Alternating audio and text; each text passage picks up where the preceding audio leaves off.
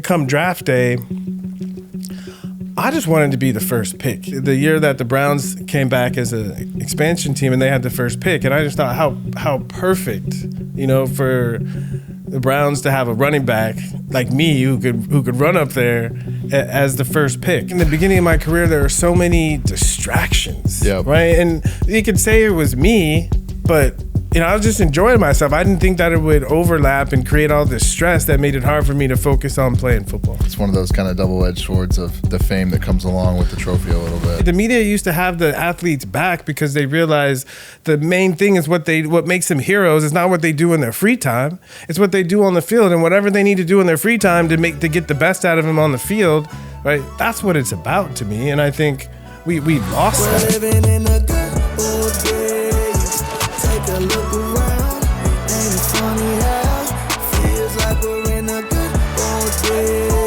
What's up, guys? Welcome back to Glory Daze. We're here at the Ludlow Hotel in New York City. Have an unbelievable guest this week, a fellow Heisman brother, a guy who's broken so many records on the field, has all the accolades, but in my eyes is just truly one of the greatest people that you'll ever get a chance to come across. The one, the only, Ricky Williams. Another Heisman weekend here in New York. Finally getting a chance to kind of get all the boys back together and have a nice little chill time in New York. How's it been for you? Been here with the family a little bit, coming back, getting a chance to see everybody. How's it been? It's been good. I started coming back about 6 years ago, and I've been coming back every year except the COVID year. And the reason I started coming back because I got remarried, and my wife didn't know anything about like where I came from, and so for her, like, she didn't know anything about the Heisman, so it was like fresh and new for her. And so I brought her, and it became like a thing that we start doing every year. And then we had our kid, and it's cool to bring my last year 2-year-old, this year 3-year-old back and have them be around it all. So it's like and then my wife, her mom lives in Connecticut, so they drove up there. So every year we make it a trip. So it's cool. It's turned into a real family experience like that for you. Then I obviously saw you were signing some balls last night, and you have your son kind of walking around, getting a chance. He's probably, at this point, kind of too young to see what the whole thing is in totality, but still cool to obviously see, you back, seeing you with your son, and just, kind of mingling and interacting with everybody and how this weekend goes. This year, it has almost like a little bit different feel to it for me a little bit. I think more than anything, I'm kind of like savoring and appreciating every single time you come back now with, the way this playoff is going, and talk about expanding it. I kind of hear some like rumblings this year more than anything that I don't know if we're going to be able to do this for forever kind of thing. It's seeming like maybe this could be, down the line getting to the point of where this thing kind of gets phased out a little bit, which would be brutal. Yeah, it would be a travesty, and I think there's a lot of wonderful things about how the college game has changed, but my hope is that we don't throw out the baby with the bathwater, and we can still keep certain things that make college football. I agree. It feels like sometimes, with all the other awards and how this like NIL era that we're in right now is almost making it feel like, this isn't as great as it actually is, it's just tough for us because I think, we came from, a different part of where this was, still such a huge deal, and, to be a part of it for a lifetime, being able to come back and kind of see how it's changed a little bit, it definitely has a weird feeling to it. As you're saying that, I'm thinking, back when we were playing, there was confines around being a collegiate athlete that those were the challenges you had to overcome. Like if you went to a school and you didn't vibe with the coach or you didn't like the system and you wanted to transfer, you had to lose a year. Yep. So you had to like push through those things. And now, if you're not in the right situation, they have the freedom to go find the right situation. Yep. And even if it's 3 different schools in 3 different years. And so it's, in a sense, it's easier to find success because there's less constraints. I think I saw something yesterday that the last 3 Heisman Trophy winners we had have all been at multiple schools, which in the past would have been, completely unheard of. For someone who's never really like experienced the Heisman and coming here for this weekend, how would you kind of describe it and explain it to people? The weekend? Yeah. If they got to see behind the scenes, I'd say I didn't understand it when I was young and they said it's a fraternity, but I would describe it as a bunch of guys, like a fraternity, getting back together and having a good time. Yep. You know, and then on the outside, yeah, we celebrate the current person and enter as they enter in the fraternity, but typically, at least for me, it didn't really hit me what that meant until 20 years, almost 20 years later. So I'd say it's really about celebrating what college football is all about and celebrating the people that have done it the best over the past. Was last year your 25? Yeah. How was that getting a chance to come back? We obviously do 10 years is kind of celebrated, 25 and then 50.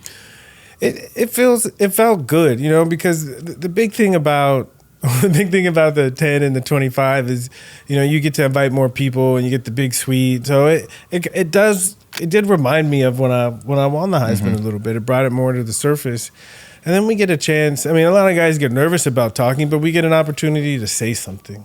So obviously the winner, Travis, this year, is that who, we can actually kind of, now that everything's over, talk about who we voted for a little bit, who was on your ballot. So what'd your 1, 2, 3 look like this year? Yeah, so my one was Ashton. Mine as well. Yeah. My 2 was Travis, and my 3 was Cam. Nice. Yeah. I had 1 Ashton, 2 Travis, and 3 Dylan Gabriel, which I think could have gone any way. I think was it a little bit of a running back bias for you? Did you watch him play a lot this year? Because I think it's hard. A lot of people. There was a lot of debate, especially last night, about people saying they felt like Ashton should have won it. It was obviously like a really, really close race. Was there a little bit of running back bias in that, or just something that you really felt after watching throughout the season? And do you watch a lot of college football too? I do. Yeah. I do. Yeah. So there was several biases, and maybe the running back bias because when I watch him run, he kind of reminds me of myself. Yeah. That he breaks tackles and he's got the speed to go the distance, but also the bias of loyalty. And I'm not saying I think the players should eat and should get what they want, but there is something about sticking with the program. I had a chance to go to the NFL my senior year and I decided to come back, and that meant a lot to me, and it changed my whole life.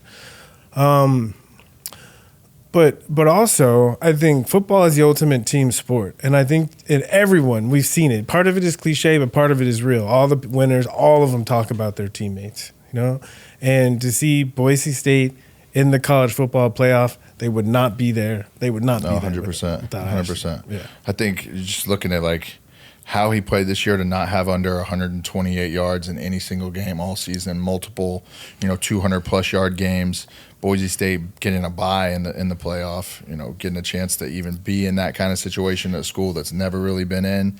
Obviously Colorado having an unbelievable turnaround that they had. I think, the close race was definitely warranted. It was one of the closest we've had since 2009 when Mark Ingram's was 28 or 30 votes that decided it. But, I think, Ashton very deserving to be there. I thought it could have gone either way, but to have Trav obviously be a guy, we haven't really seen anybody in college football like him, and to be able to go do something that's really never been done like that in the history of the game, definitely warrants him, receiving the trophy and obviously being an absolute playmaker on both sides of those. Yeah, there's no doubt. There's no doubt about that.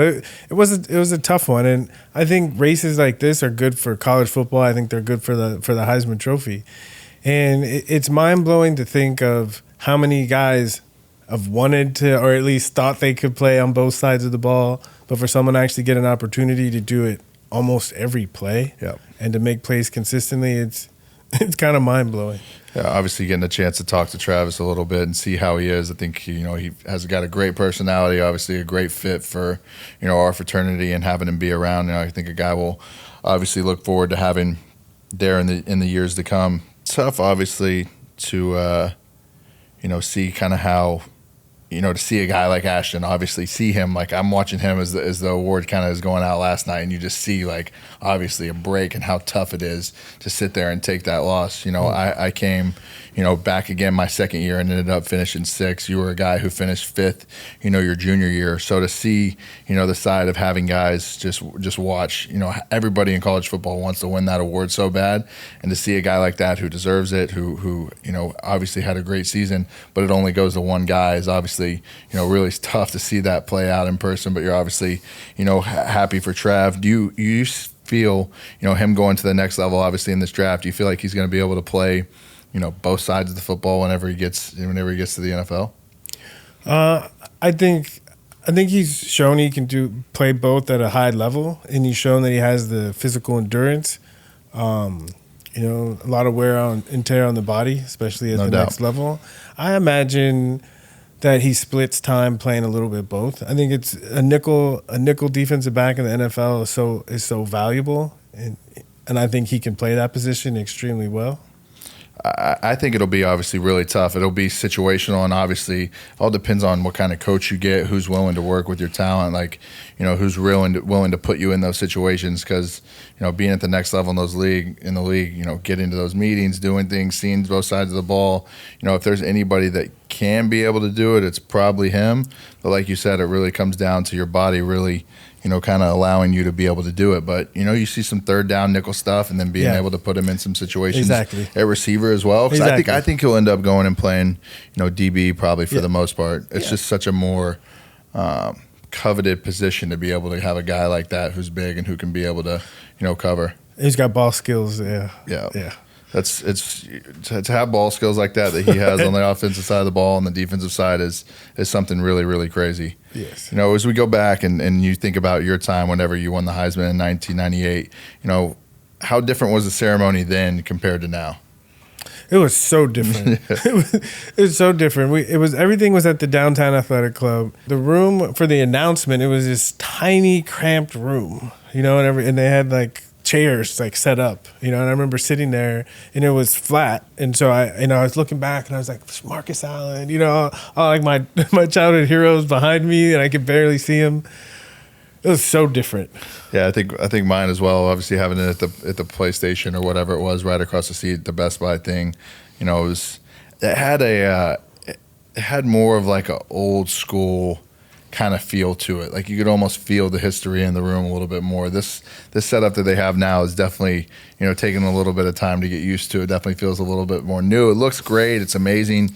I think there's just something to be said about, being in the past, being able to have the, feel the history in the room a little bit as well. Yeah, now the images are digital. They keep changing. How, after you win, how was the celebration that night after and finally getting a chance to kind of soak all that in? That was one of the most magical nights of my life. There was an old restaurant in Central Park called Tavern on the Green. It's not there anymore, but it's a sports information director and the head coach and just some of the big wigs at Texas. We just sat around the table, ordered my first bottle of wine ever, and just walking around, being the man. It's you put so much effort in to accomplish this goal, and that one night where you win, I think it's the best time to soak it in, because the next day there's other news and things keep nonstop. Next things keep moving. So that night after, it was magical, and then came back to the Marriott, and the first time I stayed in a presidential suite. It was awesome. It was nice. I remember having a bunch of friends in from high school and stuff that I played high school football with, and obviously getting a chance to be there and celebrate. I probably had 25 family members that came in too, and I don't think it really set in for me until the next day, and you walk out into Times Square and had the trophy and taking some pictures or whatever, and A&M bought a huge billboard in Times Square. You kind of walk out and you see it, and you look down and you're holding the trophy, and you're just kind of damn. Yeah. This is a level of, stardom almost. And I think, people don't understand exactly, you can go in the night before not being a Heisman winner and come out the next day and be, kind of globally known. Did it take some time for you to adjust to that stardom a little bit of winning the trophy? Kinda, but I wanted my senior year, and so my junior year, you said I finished 5th. I led the nation in rushing and scoring, so it was a longer build up, and I kind of, after I broke the record, it was kind of expected. But I'm curious for you, that moment where you're sitting in the chair and they open the envelope, how confident did you So or you thought it was going to be? There was a website that I remember reading back in the day, and like I had been a huge college football fan even from the time in high school growing up, and I remember probably I redshirted at A&M, so my redshirt year, I think it was RG3's year, like stumbling across a website that used to be called HeismanPundit.com. Yeah. And this guy would pretty much go and like hit up enough people, I guess, enough voters. You know, at that time there was probably 600-700 voters, whatever it was, but he would collect like probably 300 votes of people that would tell him their ballot. So for the last like I think like 6 years in a row, he would gather enough votes, and then pretty much days before the award came out would have an idea of like who won. And he had been right like 6 out of the last 7 years. The only year he wasn't right, I think, was Mark Ingram's year. So I remember before I even got to New York, I remember like, all right, let me check this website and see. And it said that I was going to win. And it was by like a certain margin. So I think like after that, I kind of started like going, writing my speech a little bit. I'm like, this guy's been right 6 out of 7 years. Like, I'm going to trust him a little bit. But as the envelope is being ripped and as it's kind of coming, I still, you know, didn't believe it. Still, like, couldn't have been more nervous. Yeah. Like, it's definitely looking back on my life, you know, thinking about draft time or anything that's really gone on or any game or anything, that was the most nervous I've ever been in my life. Yeah. It's because I think it's just, you know, the uncertainty of being, you know, a Texas high school football kid, you know, playing at a big state in Texas. This was an award I'd wanted to win my entire life. Now, being the freshman, there was something there that was like, you know, can a freshman even win this thing? Yeah. Like, are they even going to allow it to happen? Because that was a lot of the talk, you know, kind of heading into the Heisman, heading up before that. When you decided to commit to Texas A&M, at that time, you know, was winning the Heisman Trophy something?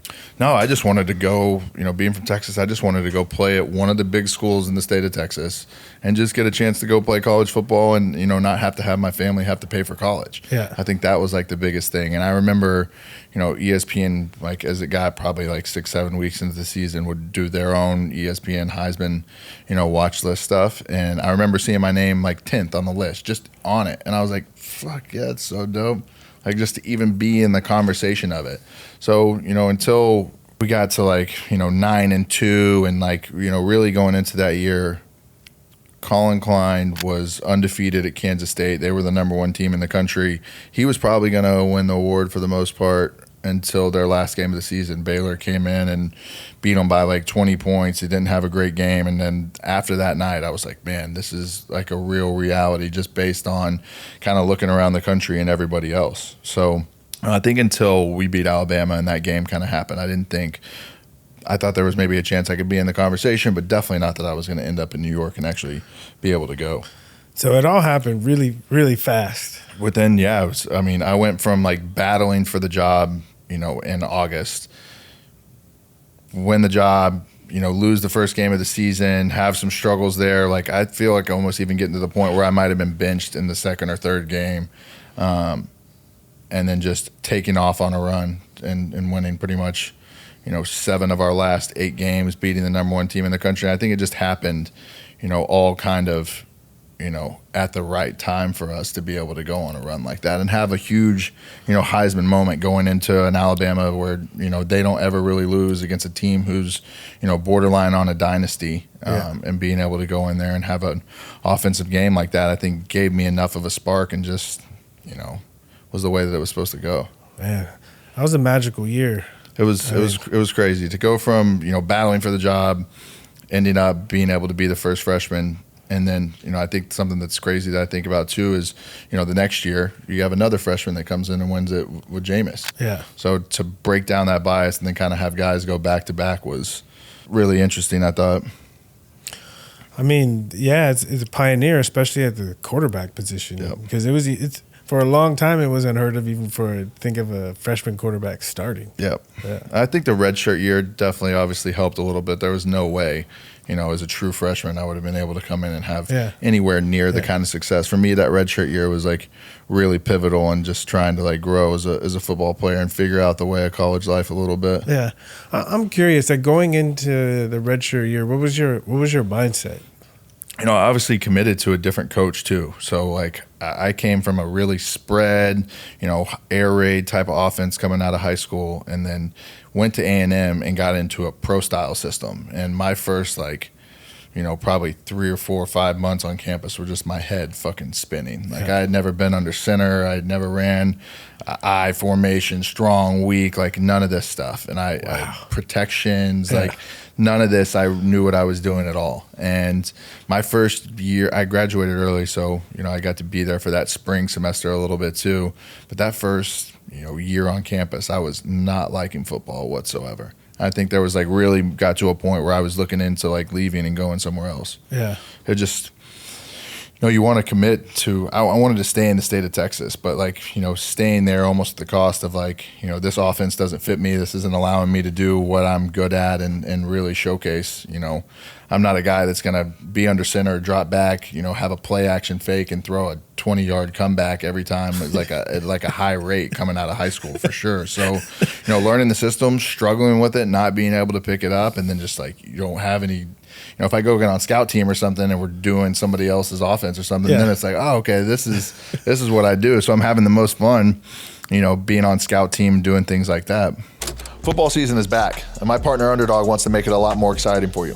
Join the millions of fans who played on Underdog last year. With their Pick'em game, you can win up to 1,000 times your money by making sports picks. It's time to turn those takes into cash by going higher or lower on player stats, like touchdowns, receiving yards, interceptions, and plenty more to choose from. Submit entries including NFL, college football, or mix and match across your other favorite sports to win big. Here are my money picks of the week. Underdog is available in 30-plus states, including California, Florida, Texas, and even Canada. So what are you waiting for? Sign up now and deposit using promo code Jeanty to get up to $1,000 in bonus cash and a free pick. We should talk about another Heisman. Yeah. A different kind of Heisman.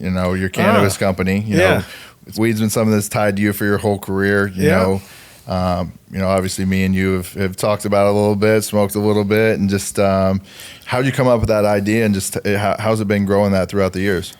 It's been hard because it's not federally legal. But it's been exciting and it's been fun. And the reason I started it was to be able to tell a different story. Because when I got in trouble for weed, there was nobody saying anything positive. Yep. Nobody.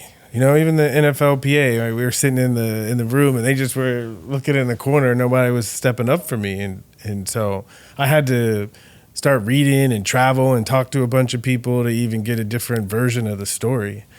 One that connected to my experience, because what I learned growing up was my brain was going to turn into mush. But my experience was, this helps me, and the story I tell why I named the company Heisman is my senior year I came back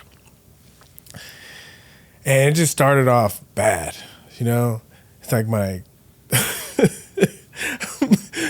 girl started dating the quarterback. The starting quarterback. And so I just was in a really bad spot, and we played Kansas State, and I had 43 yards and had a bad thigh strain, and I was hurt, and I was just why the hell did I come back for this shit? I was just in a low spot. And my roommate was he was a smoker, and he just slipped me his bong. He was you just need to chill, And I took a couple of hits. I remember going upstairs in the loft, and I was just looking at the ceiling. And I was I noticed it was the first time in weeks I wasn't obsessing about all the shit that was going on. And in that clear space, I started to imagine myself playing better. Next 2 weeks, I had back-to-back 300-yard rushing games, and my season was back on track. Yep. And maybe it's true, maybe it's not, but I don't think I would have won the Heisman if I didn't have that sesh that night. Yeah. Yeah. Did you always feel whenever you're done playing, this is something you would kind of get into or gravitate to, as something you wanted to do for a while, that you just finally were you know what? It was the opposite. Yeah. I thought when I was done, I'd try to stay as far away from it as possible, just because I didn't have a positive. I had a personal positive association, but not overall. Not my reputation. It's I moved back to Austin after I retired to get my degree. And I was trying to do some stuff as the Heisman Trophy winner in the community. And some people were cool, but some people were I don't know. And so, I still kind of tried to hide it a little bit. And then I had a dream. I don't dream a lot either. I had a dream that I was at a Texas game And I was in the bathroom and I just smoked. So I was loud, you know. I was in the bathroom taking a piss, and a couple of the coaches, current Texas coaches, walked in, and I saw them, and I like went to hid in the stall in my dream, so they didn't smell me. And when I woke up, I was like, I'm older than those coaches. So I was like, something's got to give. And like a day later, one of my teammates called me, and he was like, hey, there's a cannabis conference in Phoenix. Why don't you come tell your story? And I was like, I'm good. You know, I'm good. And I hung up the phone, and I thought, and I was like, fuck it, everybody knows I smoke anyway. So I called him back up, and I was like, I'll do it. And I went to this, it was a convention center in downtown Phoenix, and I was like, damn, like cannabis is real. And so I told my story for the first time ever in a public audience of like 200 people, and it just was liberating to not hide it anymore. And after I finished talking, I was walking around the floor. Probably 20 people came up to me and basically said I was their hero because their coach or their parent or someone was giving a hard time about smoking. And they said, look at him. And then like, you know, I became a hero. So I was like, okay, I can do this. And this is a real industry. And then my mind started churning of like, I can make a difference. Did you ever get any pushback from the Heisman Trust for the name or anything, and ever say anything? You know, we made sure to be respectful. Like we don't use the trophy. We don't do anything like that. You know, we try to keep it very clear. And I will say, and you know, maybe I'll be proven wrong, but the Heisman is a family, right? Yeah. And every family has that pothead in the family that everybody loves. You know? No doubt. You know, how hands-on are you with the company now as an owner? Is something you put a lot of your time into? You know, the first 2 years, I was super hands-on. Yeah. Super hands-on. I was doing dispensary visits and talking to people and traveling around everywhere.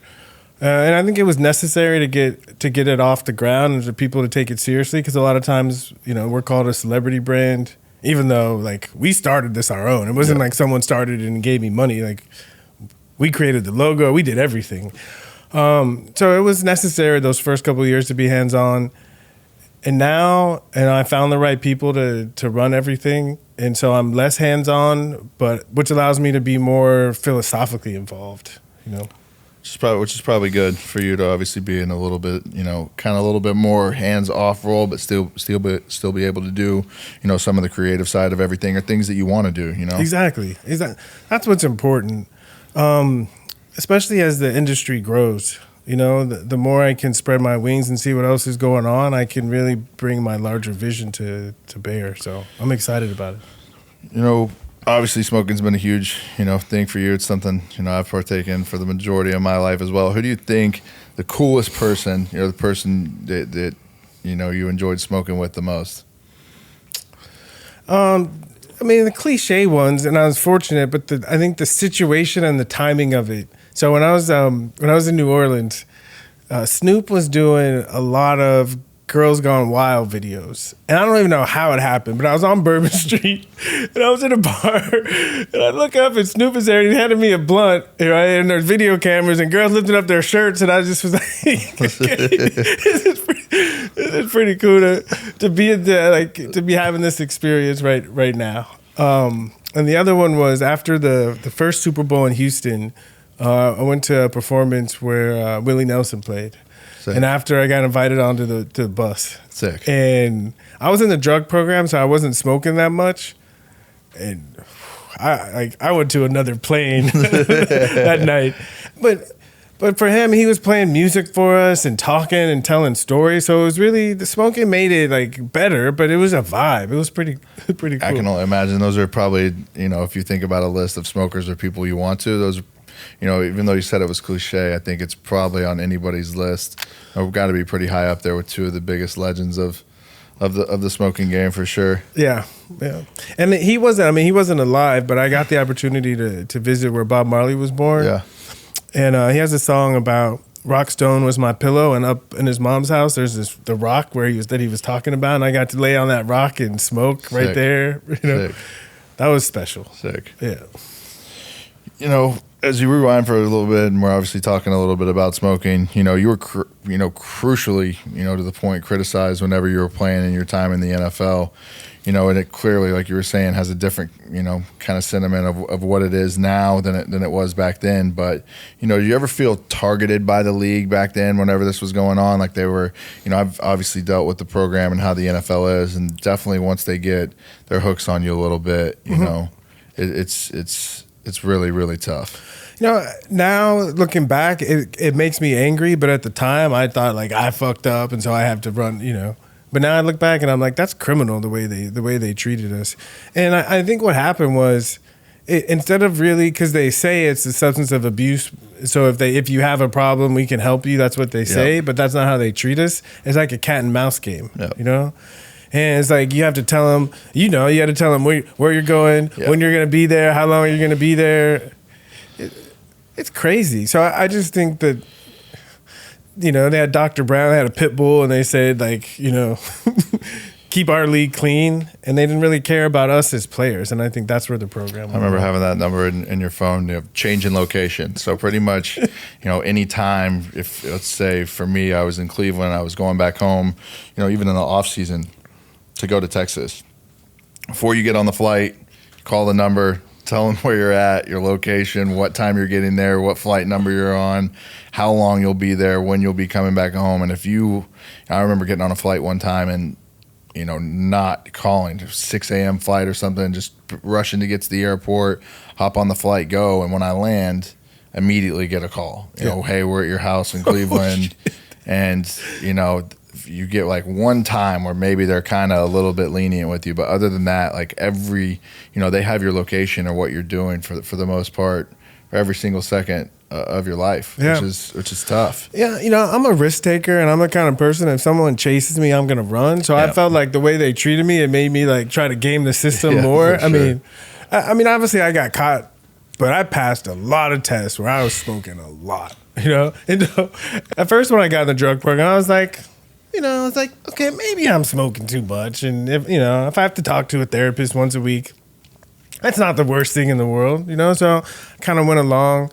And we got about 4 weeks into the season, and I was like, I don't know if I can play this game if I'm not smoking. And so, because we were getting tested 9 times a month. That's almost every other day. So first I tried 2 hits the day I get tested, and I passed. I was like, all right. And then some nights I couldn't stop at 2 hits, and I had to keep going. And then I found out there's a drink you could buy at the head shop where if you drink it and then you take 2 cups of water before, that your urine is clean for 5 hours. And so my girl at the time, we had a closet, and it just was full of these drinks.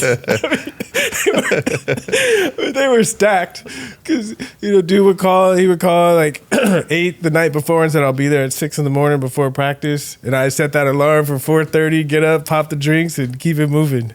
And it worked. It worked the first time, but one night I fucked up and I woke up too late and I drank the drink too late. And it's crazy. He came in the morning and I was like, I was like, should I blow it off and just kind of roll the dice, or should I just piss? And I said, fuck it. And I pissed. I came back a week later, got the FedEx, and the A bottle was like 0.158 and the B bottle was 0.14. And so I just barely missed that shit, And I appealed it, and then when I appealed it, the NFL said, they said, we're going to talk about it. So we tried to make a deal. They said, if you stay in the program for half the season and you're clean, we'll let you out. Because I was right at the end of my 2 years. And I said no. I turned it down.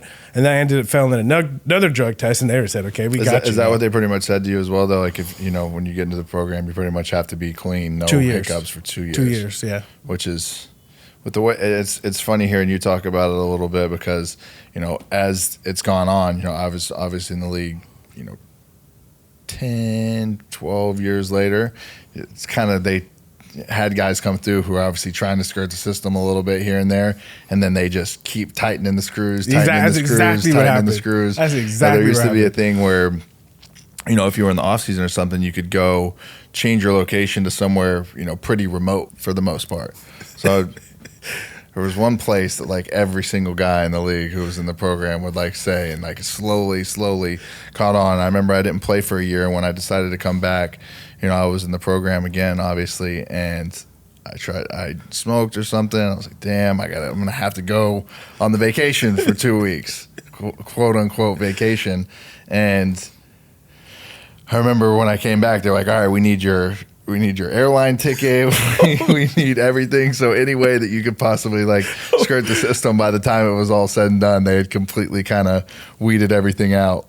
You know, obviously that, you know, going through that, it's, you know, it's got to be so straining kind of on your mental as well.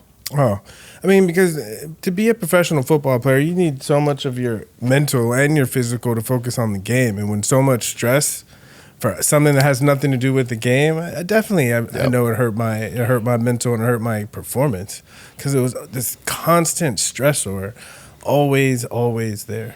Yeah, and something that's been just such a part of your life for so long that you feel like, you know, helped you to be kind of the best version of yourself, and something that, you know, really in the grand scheme of things, not that big a deal, and somebody's looking at it kind of just, you know, punishing you at every single time you turn around. Yeah. Well, so when I came back to Miami the third time, Bill Parcells was the president, and he was cool. He like took a liking to me, and he took me out to lunch one time, and he gave me the general history of the drug program, you know.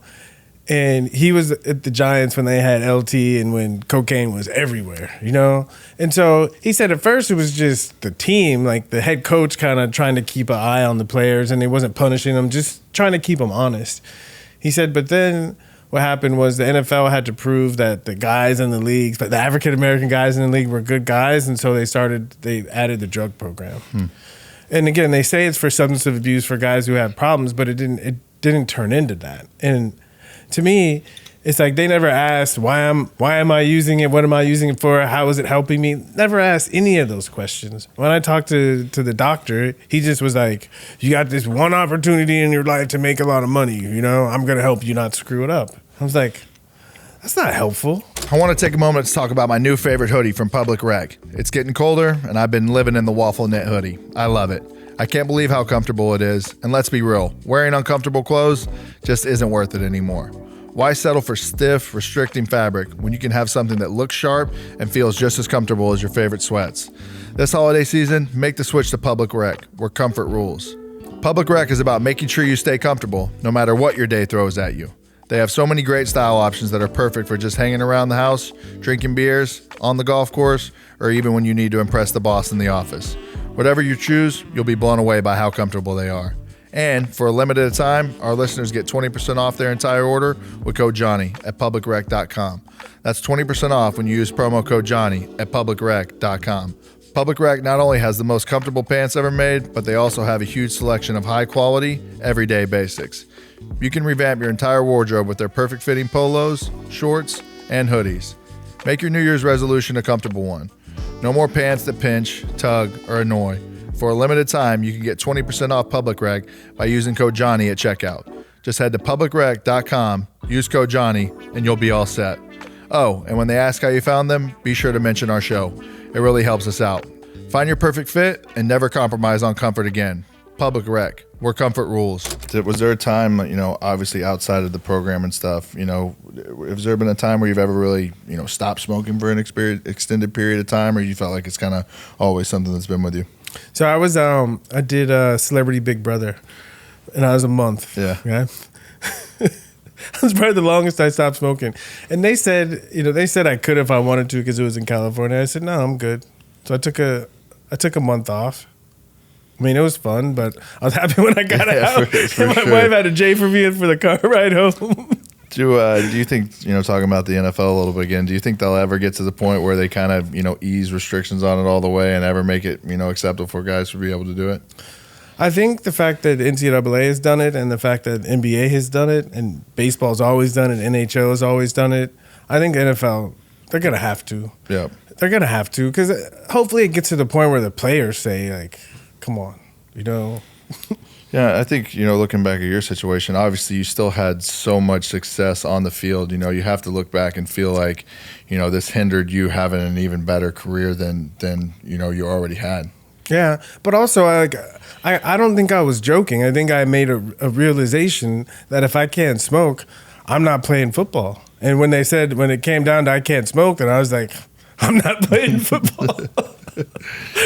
That's obviously, an unbelievable, kind of ultimatum to be faced with, and one that, if you obviously stood on your principles and your business of the situation, and, stepping away from that, what do you think you really, you took some time away. What do you think you learned the most about the game of football and just, about yourself during that time that you did take off? Yeah, I think the biggest thing was, once I got into the NFL, I was kind of thinking, like, how do I have to change me to try to fit into what other people want me to be a football player? And I think that year off, I got to know myself better, and it was more like, what can football do for me? And that changed everything for me. Yep. And I saw it as I have this skill that because to me, as athletes, we're like startups. We build our own value and then we sell. Yeah. And then we sell.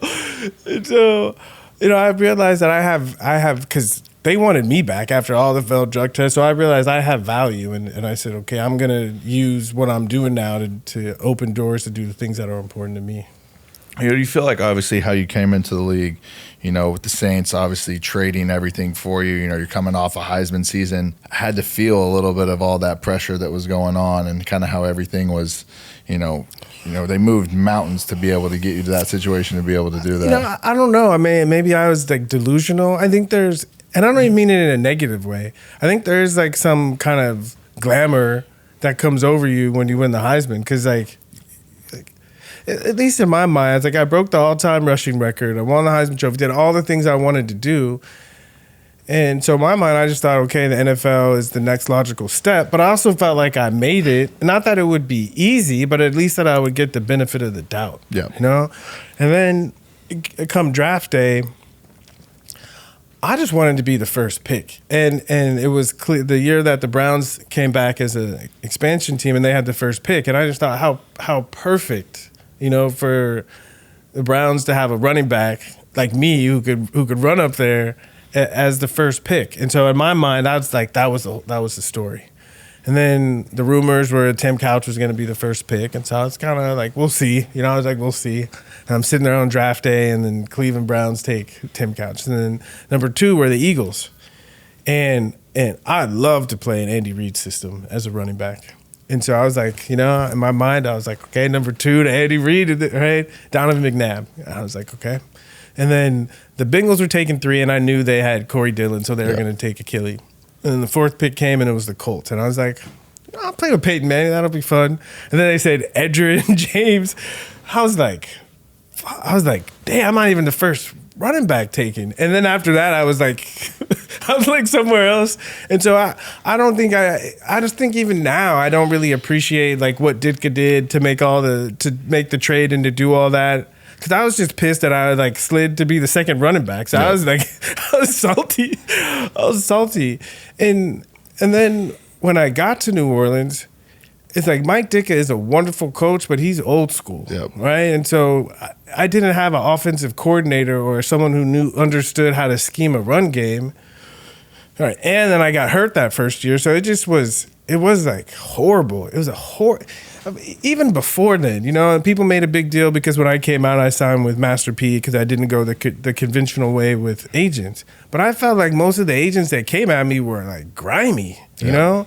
And at least with P, I felt like I could make a difference and like mix worlds and do something different. And I thought, I won the Heisman Trophy, so I can make right, it's going to be cool, Didn't work that way. It didn't go down like that. People tore me apart. And so it's like as soon as I finished, I played in the Cotton Bowl, and then I became like NFL eligible. It's like everything got shitty for me. Yeah, it's crazy how fast that can kind of change from going from being that like protected kind of college athlete and then getting to the NFL and seeing how quickly the game is different and how quickly that whole system is a complete different beast of its own. Yeah. It'll eat you up if you're not ready for it. But I think it's old school, right? They try to make it like a vetting process, to see. But thank God it's changing. It's a point where like what they ask us to do is really difficult. They need to take care of us more. know? Especially some of the younger guys now. I mean, obviously you're getting guys in the league who are 20, 21 years old. It's only getting, guys are only coming out of school earlier and younger, I feel like. So, to be able to have things that are able to protect those guys rather than just, take them to the end of the deep pool and kind of just drop them off. Because, there's a lot of people that do, sink. I think I was definitely one of them that, I don't even know if I really knew what I was getting my fucking self into, leaving school early and going to do that and getting into the, into the league at 21, 22 years old. Wow. Yeah, I didn't. I definitely didn't, And because to me, at least at Texas, it's like a family, right? And they protect us and they took care of us. And it was like gone like that. Do you feel like looking back, obviously signing with Master P and going through the stuff that you did with your agents as you were kind of, in the early on, do you have any regrets on that at all, or something that, I will say I would have been more like right, I'm older and wiser now. If I could go back, I would have been just stronger about it. I would have taken a stronger stance on it and tried to I thought people would get it, Mm-hmm. So I would have taken a stronger stance, and I think I probably would have negotiated my contract differently, because, Leland, my agent who worked for P, he did a really good job. He said, I'm going to negotiate, because I said, it's stupid, right? When I was a kid, I was like, I hear people talk about how athletes get paid too much and rookies get paid too much. And so I was the only draft pick for the Saints. And so I said, in my mind, just give me all of the rookie signing bonus cap. It was like $9 million. And then the rest I should have to earn. So it should be incentive because, I should get the signing bonus for what I did in college, but what I do on this next level, I should have to earn. And I probably was a little, I had to be like one of the best 5 running backs in the history of the NFL to hit most of my incentives. Yeah. So, I probably could have tempered that a little bit, but I was trying to make a point that I wanted to earn what I did. And I felt like that was my way to balance off everything that the Saints gave up for me. Because I'd feel shitty if they gave up everything and I was like, didn't work out. I was like, take this lump by giving me all that money, but everything else, we should have to create together. Yeah. Didn't work out like that. I got hurt. I got hurt in my first preseason game, and everything just. There's an article in ESPN the magazine at the end of the year. I was on the cover. It said "The Season from Hell." That's exactly what it was. I was going to ask about the ESPN Magazine cover. That one. Wearing the wedding dress. Not to say you regret it, but would you ever go back and change that concept, or is it something you just kind of own at this point? I mean, I own everything. Fuck it. Right nowadays, I'm not sure people would get it, but they'd get it more. It was one of those things that my boy Dan Lebitard, he was writing for ESPN the magazine, and they were trying to come up with the clever image to show that Dick and I were in it together. Yep. And he called me up and we were laughing and joking, and he threw the idea out there. I was like, yeah, that'll be funny, and I said yes. But then when I got to the photo shoot, I was putting on this wedding dress. I was like, I don't know how this is gonna go over. And then but I'm like a good sport, right? I thought it was funny, and so I did it. And then we were getting to training camp, and I got off of the helicopter, and there was a media, and they all had the magazine in their hand, and they were like, what is this? And I was like, oh, fuck. So I just felt like in the beginning of my career, there were so many distractions, right? And you could say it was me, but I was just enjoying myself. I didn't think that it would overlap and create all this stress that made it hard for me to focus on playing football. I think that's, one of the things that kind of comes with, being a really high-end college player, high-end Heisman Trophy winner is, sometimes there's things that you do that just create unnecessary drama on their own without even really trying. That other people definitely don't have to deal with. It's one of those kind of double-edged swords of the fame that comes along with the trophy a little bit. That's where I feel like sometimes I want to agree with that, but sometimes I want to say fuck that and push back. It's if we treated you don't see musicians and actors being held to the same standard. Yep. So for me, it's and we're getting to that point where we appreciate the personalities. Right, that's how sports used to be. Right, the media used to have the athletes back because they realized the main thing is what makes them heroes is not what they do in their free time. It's what they do on the field, and whatever they need to do in their free time to get the best out of them on the field. Right, that's what it's about to me. And I think we've lost that. Yeah. You know, I think it's coming back with social media and athletes being more empowered to be themselves. Yeah, I think also having a lot more, former players and former guys in the media now. It's not as, separated as it was as well. Like it's, nice to see guys like RG3 doing stuff in the media. You got guys like Tebow. You got some more friendly guys who have lived through it a little bit. That was also kind of like a big disconnect with media as well, is like, you've never done the shit that you've never played a snap. You've never, whether you're a great person or whatever it is, you've never actually gone out and been an athlete, been a player, been a guy who's, kind of lived in those shoes. So I think a lot of it comes with, having guys who have done that, be able to have a voice in that space as well. That's a really good point, because they can speak about things differently. They do. Yeah. They do.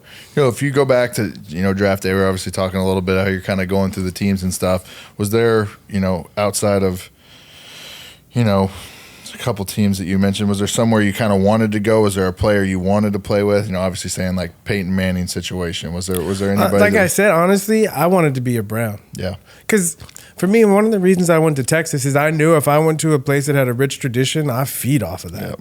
Yep. And New Orleans had a rich tradition, but it was as the Aints, and I loved the city and I loved the town, but it wasn't a good fit. It wasn't a good fit for me.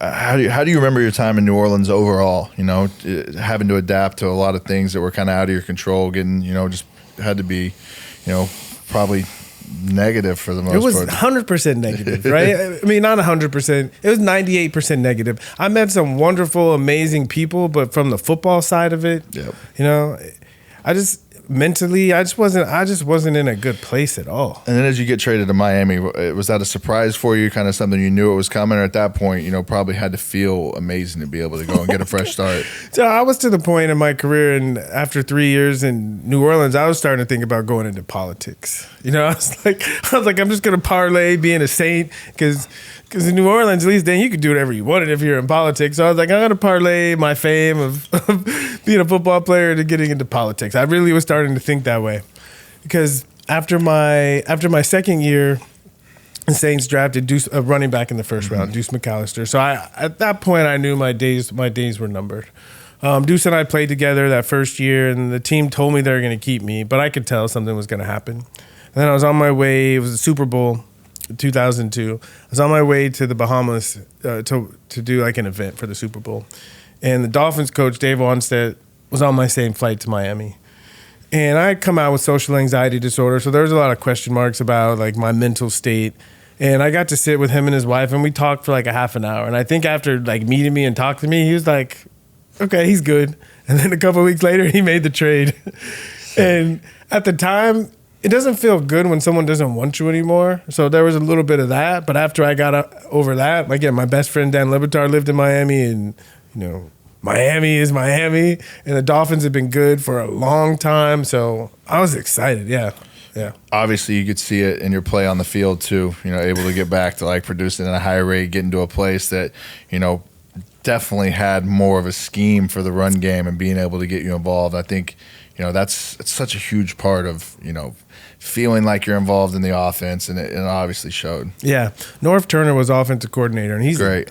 He's a genius. He's scheming great. A run game, like the shifts and the motions, and he would tell stories about coaching for the Rams with Eric Dickerson, and how he just could feel like a running back, what he does well and what he doesn't.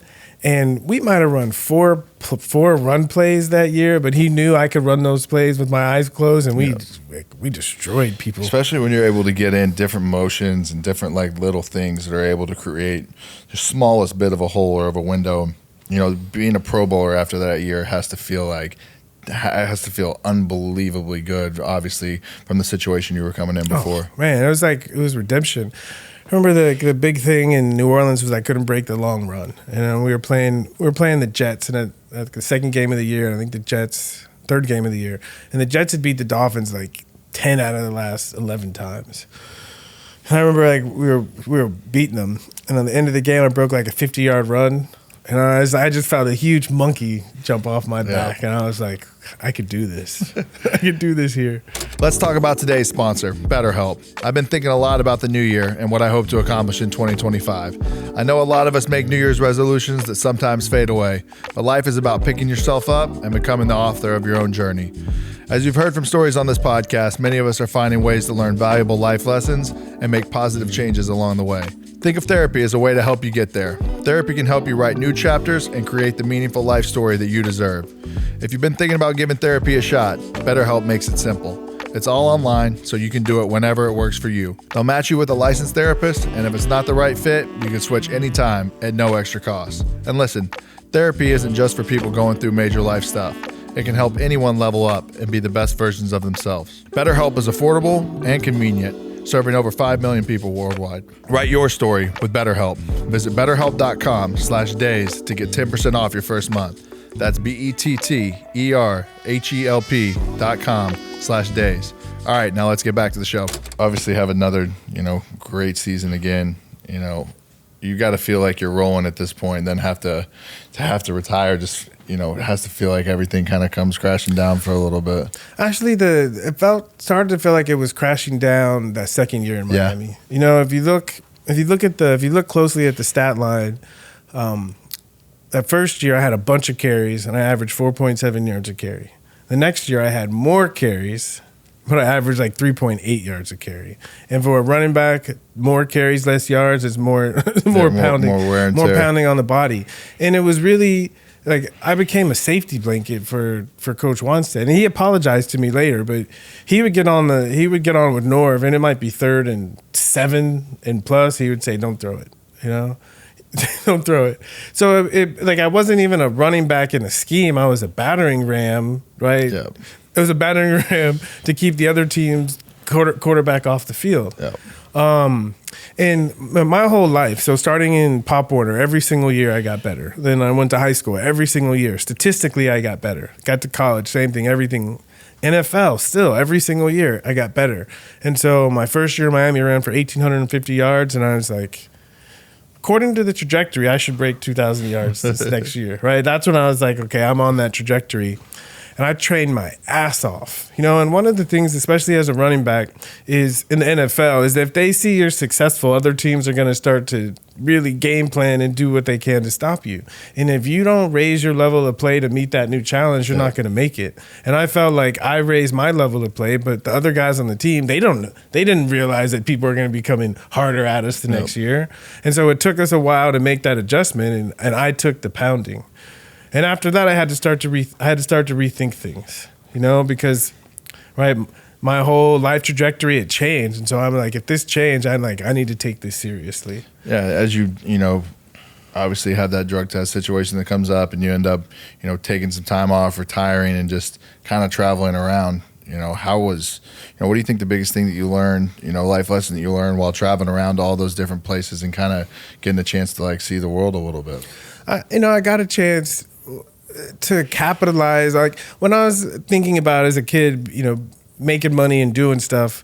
As a kid, I thought, because I went to a school where a lot of people were wealthy, way wealthier than I was, and they would travel and go see things, and we never could go anywhere. And so one of the things I thought of when I make it is I'm going to be able to travel and see the world and do these things. But the way it happened, I hadn't, And I started thinking, especially after that season, if I keep doing this, I started doing the math, I'm not going to last very long, And I thought, I'm only going to be young once, so I need to consider traveling a little bit and seeing the world. So the season, and then I had a contract negotiation where I didn't feel the Dolphins were appreciating what they were doing to my body, and so it was easy for me to start, and I was smoking a lot, so it was easy for me to start thinking, maybe I should be doing something else. Maybe there's other things that I'd rather do, because if I keep doing this, my body's going to be beat up, and I might not feel like doing anything after. So that made it easy when I failed that next drug test. My mind was ready to do something different. And people are surprised, but I feel like the moment when I called Dr. Brown and I was like, you don't have to worry about my drug test because I ain't coming into work tomorrow. But I felt this huge weight lift off my shoulders. I don't have to try to be anybody now. I can just be myself. And I had enough money in the bank where I could do whatever I wanted to do. And that kind of freedom is priceless. Yeah. It was priceless. And something you've never really probably had. You never had at any point in your life ever. So it took me a minute to realize how free I was. And again, I kept looking at my bank account being like, I could do whatever I want right now. Oh. And so I did. I just started traveling because just the freedom of I can do whatever I want. I learned who I was because what are the things that I want to do? And I started traveling around the world and meeting different people. And as I met different people, they had no idea what my background was. So it's like I got a different reflection of who I was back from people who were just like, you're just a cool guy, right? It wasn't about how many yards I scored. It was more about like my ideas and the way I thought and what I had to offer the conversation. And that was... So I learned to value those things about me. And so when I came back to the NFL, people didn't understand what I was saying. I didn't care, right? I knew that there was somebody that was interested in what I wanted to talk about. What do you think your favorite place that you visited during that time was? There's a town on the east coast of Australia called Byron Bay. And it's just a beautiful place. It's kind of a hippie town. It's right on the water. And I went there because I wanted to take some pictures of a lighthouse, and I went there. I thought I'd be there for 3 days, ended up staying for 2 months. And it's kind of the place where I really started to kind of find myself. Is that kind of how you went about everything? You kind of just make a plan to go somewhere for a little bit and just end up, loving it and staying? Exactly. Or, this the place other way sucks. Around. Yeah, I hate it. I'm out. Because I went to Fiji, and I was there for like a day, and I was like, And I looked on the map. I was like, Australia's just like a 2-hour flight. And I was like, I'm going to go back there. And I went to Sydney and I was hanging out and I walked by a Greyhound station, like a bus station. And I was like, I'd never ridden a Greyhound before. I was like, I'll just hop on the Greyhound. And then I went to Byron Bay on the Greyhound and I just wake up every morning and be like, what do I feel like doing? And I'd do it. Got to be a great sense of so much freedom in that. Yeah, it was to the point where I was thinking, I'm never going back. I could never go back to the United States. I'm just going to sit out here and chill on the beach my whole life. And what do you think got you to the point of finally, coming back? Like, I've had enough of this. I'm going to come back to the States and kind of get back to playing again. It's weird because again, it wasn't my plan at all. I met this. I don't want to call him homeless, but he was. I met this homeless guy in Australia. I mean, he was cool. He just pitched a tent in the middle of a swamp. And he would pitch a fire and he would cook fish and stuff. It was pretty chill. And we hung out for a couple of weeks. And one day I was like, he was telling me about when he would go to India that they would rub hash. And I just got in trouble, but I was like, I'd never seen hash before, but going up to India and rubbing hash, that sounds like fun. And so I bought him a ticket. I bought myself a ticket to go to India and just see what happened. And my agent at the time, Lee Steinberg, reached out to me and he's like, hey, I know you're, on that side of the world. I'm producing a concert for Alicia Keys in Shanghai. Would you like to come? And I was like, hell yeah. So I got a ticket. It's a funny story. I got a ticket to go to Shanghai. And I figured on my way to India, I'll just stop in Shanghai, go to the concert, and then I'll go to India. So me and Steve, my friend, we flew to Bangkok, all right? And I had to get a Chinese visa to go to China. Well, they rejected my visa, so I was stuck in Thailand for 2 days. And I went to this small town called Chiang Mai, and I was just chilling, up in the mountains, and I was heading back to Bangkok to go to India. And I think if I'd have gone to India, I'd have been lost forever. True story. I'm sitting there in this little hostel in the middle of nowhere in Bangkok, and some little guy walks in front of me and turns on this old school television. And guess what's on the television? An NFL football game. Yeah. And I was like, fuck, I got to go home now. And so I got on the car, I called my girl, and I was like, give me the next flight from Bangkok back to Cali. And then I took the next flight, came back to Cali, and me and Lee started talking with the NFL to see if I could get back. Because I'm like, if I'm trying to escape in this one place before I'm gone. It's almost like it's a sign. It's almost like it's meant to be for me to kind of, get back to what I was meant to be doing. And it was nostalgic because my coordinator, I was like Norv Turner, took me to lead the league. He got the head coaching job at Oakland. And the Oakland Raiders were playing Tampa Bay Buccaneers on Monday night. And I kept seeing Norv, and I was like, I got to go back. You get another chance with the Dolphins in '08, and you just you guys obviously create one of the most, kind of legendary duos, sharing a backfield with Ronnie Brown. Talk a little bit about you two and that duo and how that offense was, running the Wildcat and, really being able to, I would say it definitely changed, the game, definitely of the NFL. It's the first time we've ever really seen anything like that. I feel that coincided with the NFL really running the read option with the running back and the quarterback, because they saw Ronnie doing it, who was a running back, and they realized, okay, there are some quarterbacks that can run too, so maybe we should consider, because they saw how successful it was. It was interesting. Coach D. Lee, who was the coordinator at Arkansas with Felix Jones and Darren McFadden, they ran the Wildcat, and it was very successful. So D. Lee gets the job as a quarterback's coach for the Dolphins, and Ronnie and I are splitting time and they're trying to find creative ways to get us both on the field. So in training camp, D. Lee puts up, he's like installs the Wildcat, and when he starts installing it, I'm like, I was 30-something at the time. I was like, I'm not going to be in this college bullshit. So I kind of wasn't paying attention. And then he's like, Ricky, you're going to be the Wildcat, the one that goes in motion. And I was like, all right.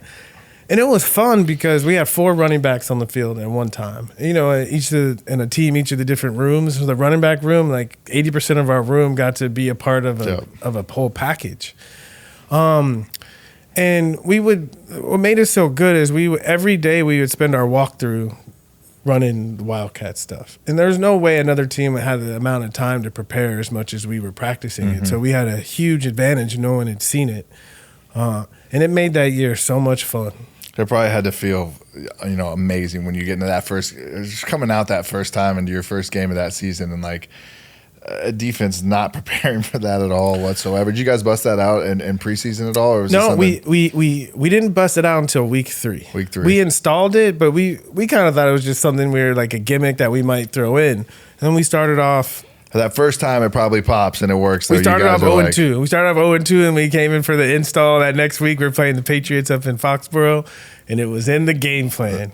And that game, I think I had 12 carries for 99 yards, and Ronnie had 160 yards and 3 touchdowns, and he threw for another touchdown out of the Wildcat, and we beat the Patriots and ended up winning the AFC East that year. So, yeah, definitely took the NFL by storm. Definitely changed the game, and something that you see every single week now.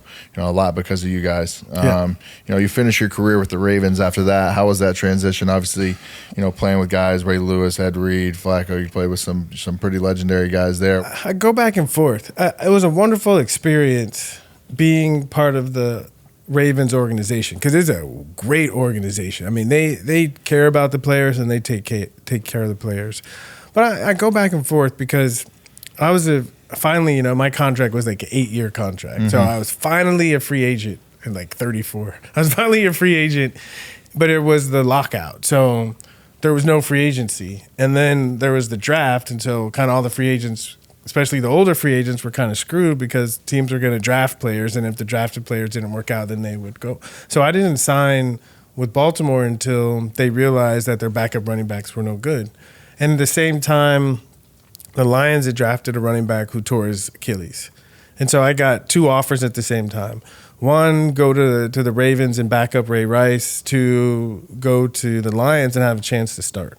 Ravens were offering me a little bit more money, and my agent had a better relationship. But I was kind of thinking, going back and forth, and my agent called me and he was like, we're signing with the Ravens. And I was like, whoa, wait. So I think if I would have gone with the Lions, they ended up making the playoffs that year, I would have got to play a little bit more. And again, Ravens was a great organization, but I didn't get to play very much. Yep. And it was at least, when I split time with Ronnie in Miami, we had the Wildcat. There was always a place for me in the game plan, right? I knew I had a place. And it was the first time that I was really a backup. And it was when Ray got tired, I would go in, and I'm sure he's grown up a little bit, but he was kind of a spoiled brat. If I started being successful, he would get next to Cam and be like, okay, I'm ready to go back in, So I wasn't used to that. I was used to the people on my team, people, even Ronnie, right? We were competitive, but we drove each other and we rooted for each other. Yeah. So I got spoiled playing with Ronnie, and then I thought playing with Ray would be something similar, but it wasn't. After that season, obviously going into that role, it's tough to have to go into that and play that role, obviously, in that situation. Was there a thought about you coming back again, or was that kind of like your, call to be like, I've made a good run at this. I've made football a hell of a career for myself. This is kind of it. To be honest, like, because the Ravens take care of their players, I was thinking, if I could probably play another 2 years, and if I can get like to 12,000, I might be able to slide in the Hall of Fame. I started to have those thoughts because, again, they make it easy. The Ravens make it easy to play for a long time. But then just the sour taste in my mouth of like dealing with a guy who didn't really like support me, I don't know. It definitely made it easy to consider not. But they wanted me to come back. I had signed a 2-year deal, and I even heard they said one of the biggest mistakes we made this season was not getting me more involved. But I remember it was right after the season, and I was talking to Bill Parcells, and I was like excited, because we were 10 seconds away from going to the Super Bowl. Our Billy Cundiff, our kicker, like missed a chip shot, or we would have been in the Super Bowl. So I was hype about coming back for the next year because I knew that next year the Ravens were going to win the Super Bowl. I knew it, so I was hype. And I was talking to Bill, and I was like, I'm excited. I can't wait to come back next year. And he said, Rick, don't chase this thing too long. He said, you can contribute in other ways. And something about when he said that, it just hit me, and it was kind of shocking. I thought he'd be like, get ready, train hard in the off season. And it got me thinking a little bit. And I was like, do I really want to go back and do that again? And the way I felt was no. Because one of the things about moving to a new team late in your career, I think that's probably the hardest thing to do, especially if you've been with one organization for a long time, because they have to learn you. And when you're with one organization for a long time, it's like they know you, they get you, they support you, they care. It's weird. I don't have a big ego, but I'm used to like people appreciating what I do. And I felt like when I was in Baltimore, I was like in like Ray land, like Ray Rice land. And it was just weird being like not even considered or taken seriously as a playmaker or a contributor. That was tough for me. Yeah. I want to talk to you about Gametime, an app that makes it super easy to get tickets to all your favorite live events. I'm hoping to go to more games this year, and Gametime helps me find the best available tickets. Gametime has a feature called Gametime Picks that filters out all the fluff and makes it really easy to view the best deals on great seats. The Gametime app makes it really easy to search for the game or event that you're looking for and browse through all the amazing deals they have to offer. When I'm using the Gametime app, I'm always surprised by how many other events I come across outside of just sports. They have deals for concert tickets and shows there too. My favorite feature is the Super Deal, which shows you the best seat value available for an event.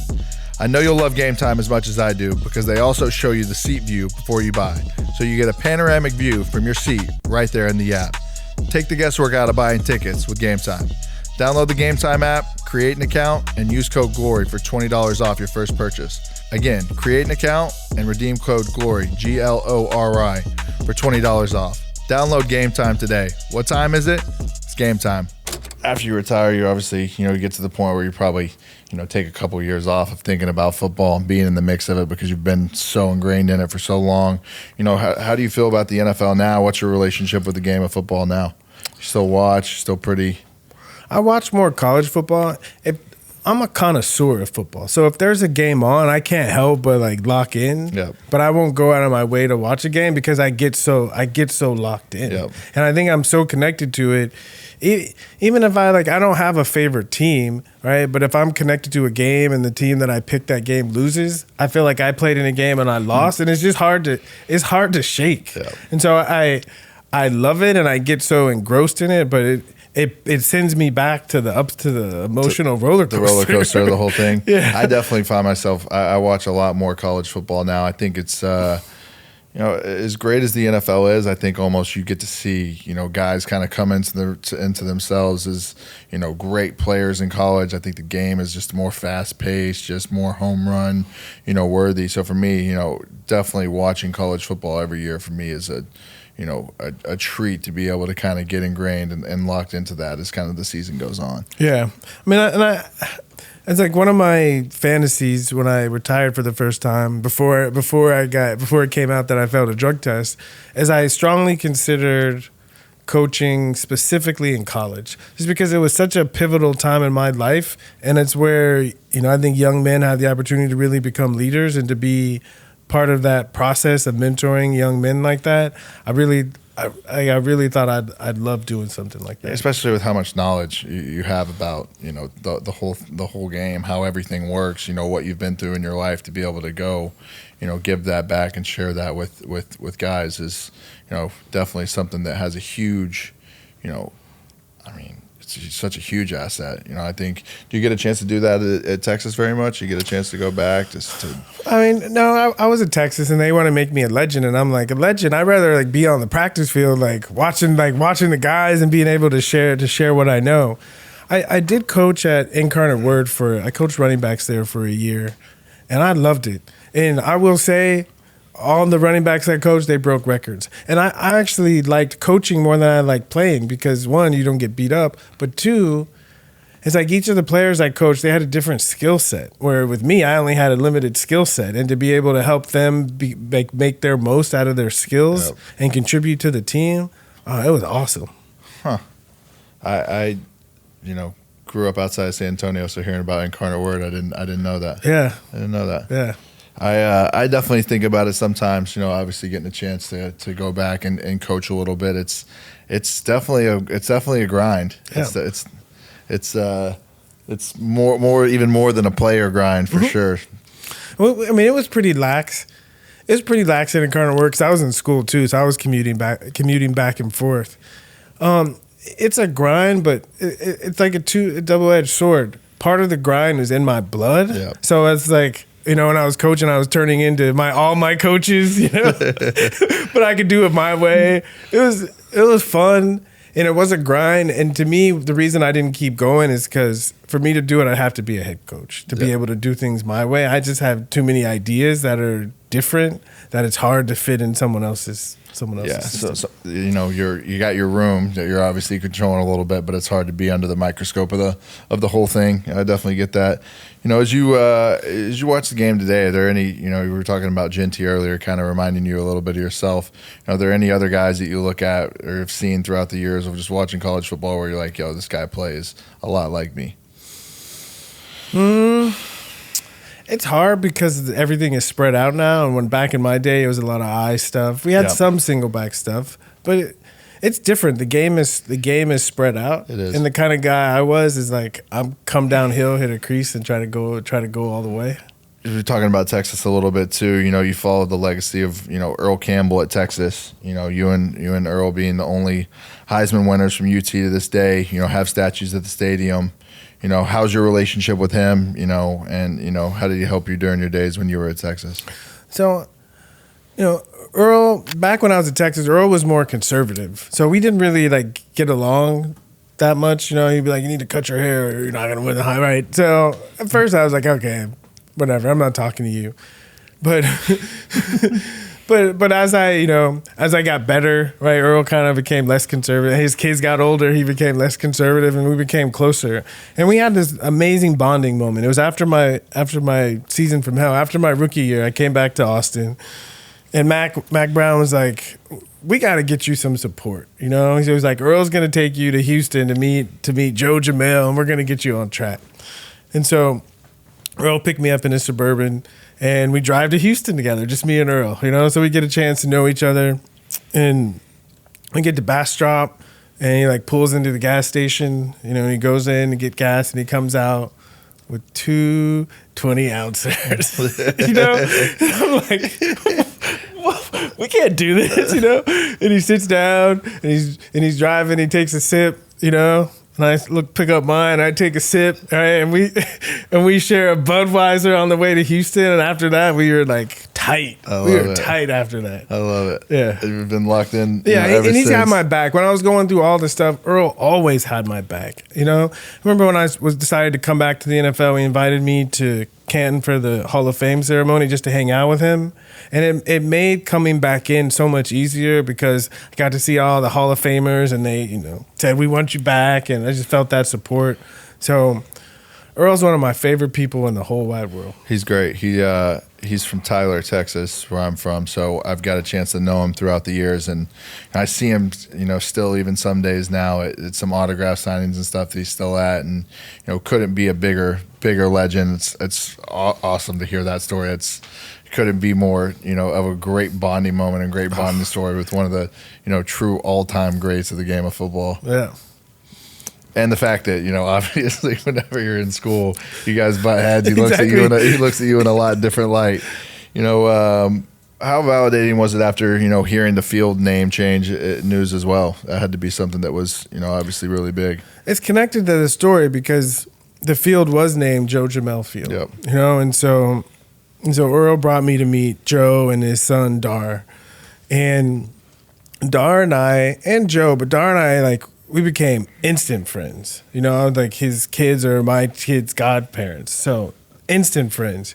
And that moment when I called Dr. Brown to tell him I'm not coming to work, I was in the Bahamas at Dar's place. And after we were done, we went outside and we smoked a J together to celebrate my new life. So fast forward, COVID, George Floyd, all that stuff going on, and a lot of the students started to become more activists, and they started saying stuff. And Dar was watching this, and Dar was thinking, what can I do to make a difference? And he thought, he said, Dad's name is on the field, but Dad's dead. He's not really doing anything. Where there's two great examples of what it means to be a Longhorn that are alive and that are relevant. And so he called up the Regents and said, he wrote him this scathing letter, said, we're going to get this name changed. And if you try to stop me, he's the man, And he called me up and he was like, we're going to change the name of the field. And I was like, good luck. They're not going to let that happen. 6 months later, they changed the name of the field.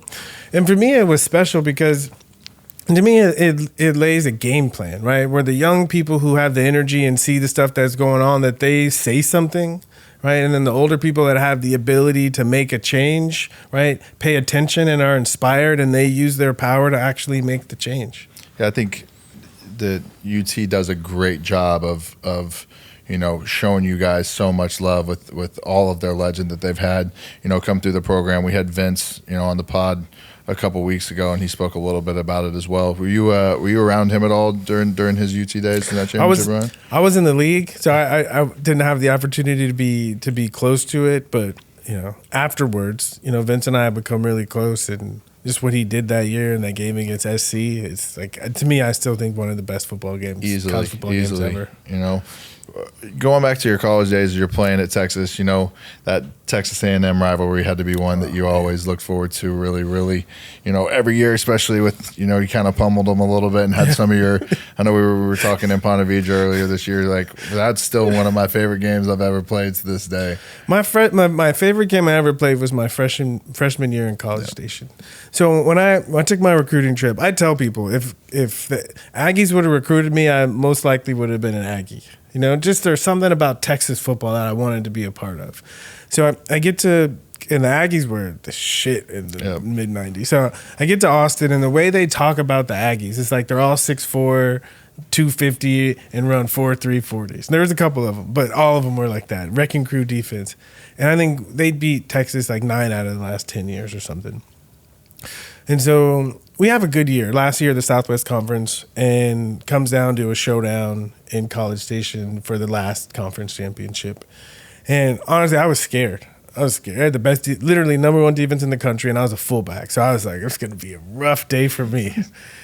And second quarter, it was a tight game. Second quarter, they blitzed, and we ran a draw, and I just popped for a 20-yard run. And I just got this confidence as a fullback, and ended up with 165 yards rushing and scored the winning touchdown. And that game really propelled me into being somebody as a Longhorn. And I think that rivalry just to me embodied everything I wanted in college football. Yeah, you had another big moment there when you played against them later, in your career as well too. That 259 yards, a 60-yard touchdown, breaking the all-time rushing record as well. So definitely a good history there for you of getting the upper hand. I mean, by that time, you were that guy. I owned him. So it was kind of, I came into the last game needing I needed 72 yards to break the record. And I had success, so I was relatively confident I would break the record. I didn't expect to break it on a 60-yard run like that. But to do it that way has really cemented me as a legend. I mean, I won the Heisman after that, but to have that, right, every November 27th, everyone has to watch that play over and over again. But it's against the Aggies. It's a touchdown, and it broke the record. It was like a triple crown, And I think after that, so I say people, I take pictures with the Aggies, and they're like, they put the horns out. I'm like, listen, I am an Aggie fan. I would not be Ricky Williams without the Aggies. So I love you guys. It's good to see the rivalry come back too as well. Yes.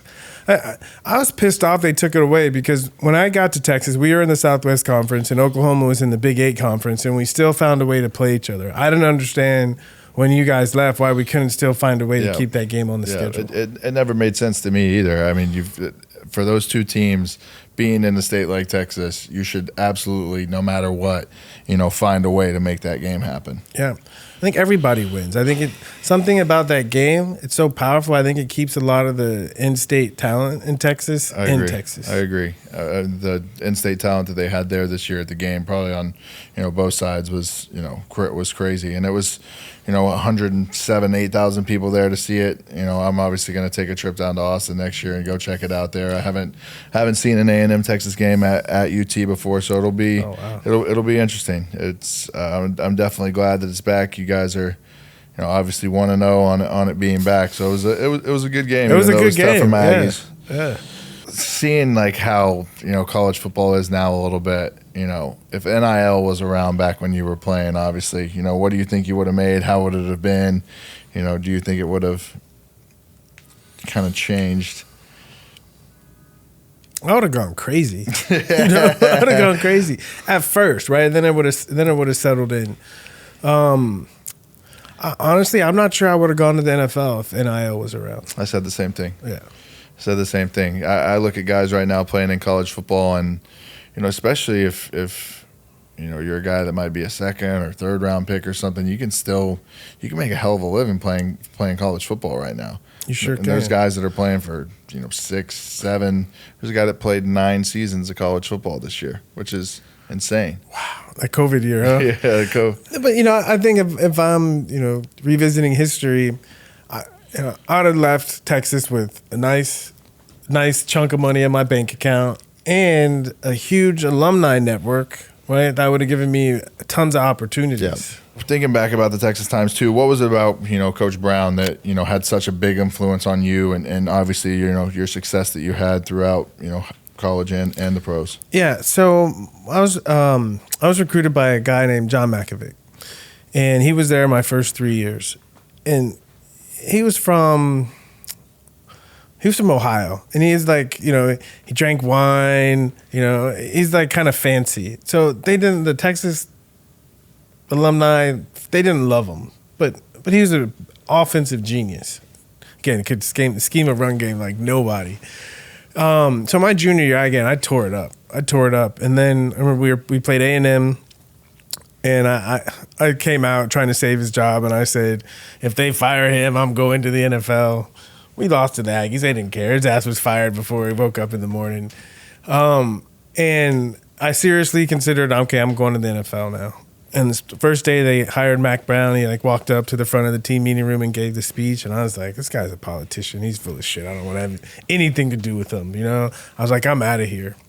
Next day he calls me into his office and he says, I know you don't want to be here, but this team better than anyone, right? At least help me out a little bit, tell me about the team. We probably spent 2.5 hours, and I just tell him everything I thought. The next day and what we were doing, I could see that he took what I said and he started to use it. Implement it, yeah. And that was the first time I really felt empowered as a leader. So I was like, okay, I could do this. And then it might sound silly, but my girl and I went out to lunch with him and Sally, his wife. And there was something about the way him and Sally were that I was like, this is a good dude, you know? Like, I want to be around him a little bit more. And it convinced me, you know, again, also the opportunity to win the Heisman and all that stuff. It convinced me that, okay, I'm going to give this guy a shot. And to his word, he took care of me. He took care of me. You know, he protected me. He put me out front. He gave me opportunities to be successful. I'll always love him because he made my senior year special because there was a lot on the line. And he made sure that it all went well. You know, I think something that's the most incredible about, you know, your time at Texas is playing minor league baseball in the summer throughout the whole thing. Yeah. You know, it was your whole life were you just a great baseball player, and just, you know, high school, was it something that you were kind of debating, contemplating on, you know, if you were going to play football or play baseball or maybe even play both? Yeah. So I grew up watching Bo Jackson and Dion. So there are images of it could be done. I grew up playing baseball. I was claustrophobic as a kid, so I didn't play football until I was 13 because I couldn't imagine people being on top of me. But I loved baseball since I was little, and I always imagined I'd be a professional baseball player. And then I was 13, 14, started playing football, and I started watching Notre Dame football. And something about watching Notre Dame football on NBC, I was like, I gotta have some of that. I gotta do that. So got to high school, and I was scouted by baseball teams and in colleges, and I told everyone, I said, I'm playing minor league baseball and I'm playing football in college. I told everyone that, and people that understood, they kept recruiting me. And so then I got drafted by the Phillies, signed with Texas, and I was able to do both. And I think if I wasn't able to do both, I'm not sure I would have survived 4 years of just doing football all year round. It helped you. Oh, baseball, I didn't do very well in baseball, but getting away and having a completely different, humbling. Minor league baseball is a very humbling thing. You know, I was talking to my wife today because the Heisman ceremony got it's earlier in the morning, but it's at this weird time where you can't check out. It's like weird, right? It's like they didn't even put anything in the notes about like bring your bags to this room. Because when we played minor league baseball, we would stay in like Days Inn, you know? And so I was going from big time college football to staying in Days Inn, having to share a room with someone. And if it was the last day we were in town, checkout was at 11, but we didn't leave for the field until like 2. So we'd all have to put all of our bags in the trainer's room and just hang out and do nothing for a couple of hours. So it was a very humbling experience. It brought me down to earth, got me slimmed up and quick for football season. And that system of doing football and then going to play baseball, it was excellent. Did you ever feel like maybe you weren't, you know, getting like the full college experience though, or you felt like you were just living the best of both worlds? I felt like I was living the best of both worlds for sure. I felt like I was skimping my baseball experience because it's hard to give it 100%. It's hard to get into baseball shape and then play and get at bats when I only had three months of the year to do it. It did take some time, obviously, getting back from the football side and getting into baseball, picking up a bat again. That's not something you were doing. Yeah, I'd have to go. Fall. Yeah, I'd have to go to Florida to extended spring training for a couple of weeks, and then they would send me somewhere. Yeah, it was tough. Did it feel like it came back like relatively quick every year that you came back? You feel like, all right, you know, every after year a week, it came back quicker. It did. Every year it came back quicker, but I learned about myself is I'm very streaky. You know, meaning if I play one game and I have a week to like figure it out and play another game, I'm good. But baseball, you play every day. That was rough for me. It got to the point where I played with Jimmy Rollins, played shortstop for the Phillies. I played with him for a year, and every day he would wake up like a little kid in Little League, like I can't wait to go on the field. And I knew every day I'd wake up and hoping my name wasn't on the lineup. I knew, okay, man, this ain't for me. Now, as you see some of these MLB contracts now, though, it's kind of like, maybe I should have. I don't know. Every day, it's a lot of money, but if people can't imagine playing every day, and they play 160 games, it's a grind. I have so much respect for baseball players to see them in October still playing hard like that. Wow. I'm definitely, you know, on the train of, you know, the money has gotten so crazy in baseball. I don't know if my future son will ever, you know, pick up a football or anything like that. I think it's to the point of like, you know, you're going to play baseball and go try and make a run at this thing. Baseball or golf, huh?